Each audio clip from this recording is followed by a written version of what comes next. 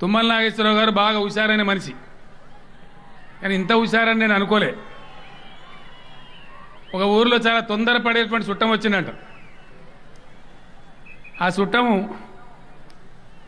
అంటే అది పాతకాలము, ఇప్పటి కాలం కాదు, సెల్ ఫోన్లు అవన్నీ లేని కాలం.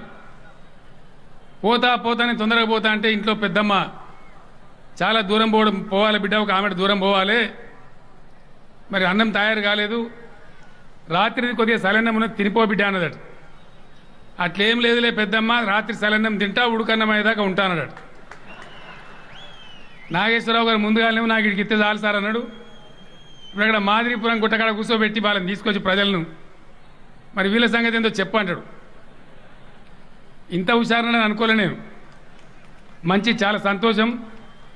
ఇట్లాంటి ప్రజాప్రతినిధులు ఉంటేనే ఆశించినటువంటి అభివృద్ధి వస్తుంది.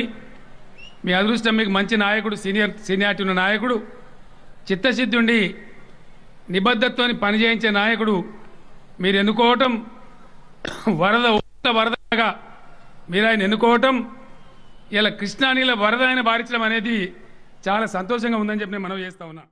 ఏడబడినది నీ తెలంగాణ, హైలీ అబ్జెక్షనబుల్. నా తెలంగాణ, మన తెలంగాణ అనండి. నీ తెలంగాణ, నువ్వు తెచ్చినావు తెలంగాణని. It's absolutely very highly objectionable అధ్యక్ష. మాటికి మాట్లాడినప్పుడు నా బిడ్డలు, నా తెలంగాణ